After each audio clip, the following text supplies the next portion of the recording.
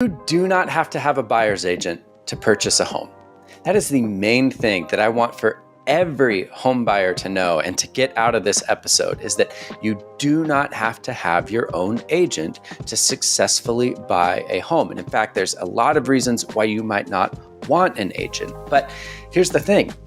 Most people are not aware of that reality, that they could figure out how to navigate the home buying process, could save themselves tens of thousands of dollars and enjoy greater control over the home buying process. And the reason that most people don't know this is because realtors over the last 3 or 4 decades have run one of the greatest psyops in history, which has communicated to home buyers that you would be a fool to try and buy a house without an agent. And it's made you dependent upon them. And one of the greatest lines that buyers agents have used to convince consumers to hire them is they have said, well, of course you want to hire me. It's a free service to you. The seller pays me, not you, the buyer. But this is obviously a load of crock. I mean, we know that now because last year there was a massive lawsuit against the National Association of Realtors, in no small part because buyers agents made this false claim that their services were free to the buyer. There are no two ways about it. When you have a buyer's agent, whether it's the seller paying or you paying, that agent is adding anywhere between 2 and 3% to the total cost of the transaction. And may I remind you, as a home buyer, you are the only one bringing any money to the table. So even if the seller says, oh, sure, I'll offer a concession or I'll pay the buyer's agent, they are accounting for how much they're having to pay that agent in whatever price they are willing to accept for the home. So just by removing the buyer's agent alone, you are functionally reducing transaction costs by whatever that commission percentage would be, which either saves you significant money or it makes your offer more competitive by 2 to 3% than somebody else who has a buyer's agent that needs to be paid. So the financial benefit alone is really significant, but there's also the piece of there have been so many stories of buyer agents acting badly, acting against what's in the best interests of their own client, the buyer, because these are commission-hungry agents. That's how they survive and put bread on their table and keep a roof above their head. They want to and need to sell homes. And sometimes their need to sell a home overrides their ability to give you the kind of counsel that you need about either purchase price or when it's time to walk away from a deal.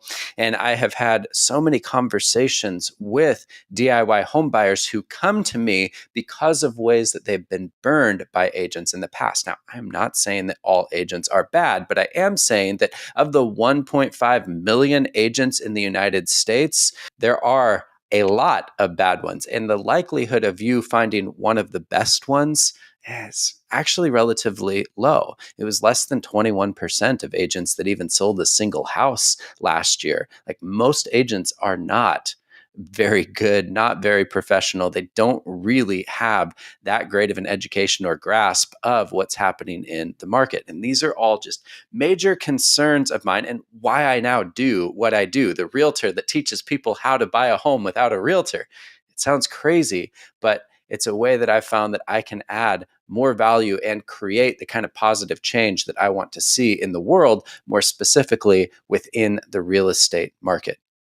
So my name is Nick. I am the host of the DIY Homebuyer podcast, part of the DIY Homebuyer Academy and community. But in this episode, we're going to dive into the 8 things that self-represented homebuyers need to know. And we're going to start with number 1, which is really just defining what is a self-represented buyer, or as I like to call them, DIY home buyers. So a realtor is actually going to call a self-represented buyer an unrepresented buyer. And this, again, just shows how realtors get to dictate the language on these kinds of things. I don't even know what exactly an unrepresented buyer is, other than that it has a very negative connotation. But I've never met somebody who is unrepresented. I have met people who are choosing to represent themselves, which is frankly the way that we make most all purchases in life, whether that's going to the dealership and buying a car or even just going into the grocery store. Like, you are representing yourself, which means you're taking full responsibility for whatever decisions you make, the products that you put in your cart, the car that you drive off of the lot. You are the one that's doing the research. You're the one that's reviewing the legal documents, negotiating the deal, signing on the dotted line, getting the keys at the end of the day. You're not bringing in an agent to help you make those decisions, or who stands in front of you as your spokesperson that's negotiating on your behalf. That's very uncommon in most all other areas of life. So the fundamental way that we participate in the market as consumers is generally as self-represented consumers, self-represented buyers. So that's the category that I'm just wanting to create of when we're talking about unrepresented, self-represented, DIY home buyer. It's all the same thing to say that you're not hiring an agent to be your mouthpiece or to handle parts of the transaction for you. You are the one who is truly in the driver's seat, handling and taking responsibility for everything yourself. That's not to say that you don't involve other professionals. You could involve me as a coach that's helping you navigate the process and look out for different pitfalls, helping you understand contingencies, negotiation strategies. You can hire a real estate attorney that just makes sure every I is dotted and T is crossed, and you've got full understanding of the legal documents and contracts involved in real estate. You should hire a home inspector. If you're getting a loan, hiring a lender, title company, perhaps an escrow agent. All of these are different parties outside of just a realtor that will help you succeed as a home buyer, but they're doing so from a much more neutral perspective because they're either getting paid hourly or paid by the service that they provide. And so they're not nearly as incentivized as a typical buyer's agent would be to make sure that you close on a deal. You're not going to get the same degree of weird pressure to move forward and to close quickly as many people experience with a buyer's agent. So hopefully that just kind of gives a clear idea of here's what we're talking about when it comes to being a self-represented buyer, moving forward without an agent. So you decide, all right, I'm open to that. I'd like to save money. I'd like more control. Great. I'll be a DIY home buyer. Now what? Well, the first thing that you should do is make sure that you are financially prepared to buy a home. And this means if you are needing to take a loan, that you start to interview good lenders. And I always recommend talking to at least 3 different lenders, and with the ones that you like, going through the pre-approval process, because every lender is going to have different specialties, access to slightly different programs that their banks or financial institutions have created and allowed. Some lenders are going to be more familiar with like first-time homebuyer programs. Some are going to be more familiar with jumbo loans. Some are going to be more creative when it comes to if you've got a unique financial situation, they'll be better equipped to work with that. But I always recommend having somebody that's local. I don't like the big call center mortgage companies like a Rocket or a Loan Depot. Of course, they've got competitive rates because they're operating at such a high volume. But I often find that whatever potential savings you're going to get on the rate there, it may actually cost you because of hiccups, headaches, errors that they have in their underwriting process that delay closing, and in some cases have even costed people their the home that they're wanting to buy.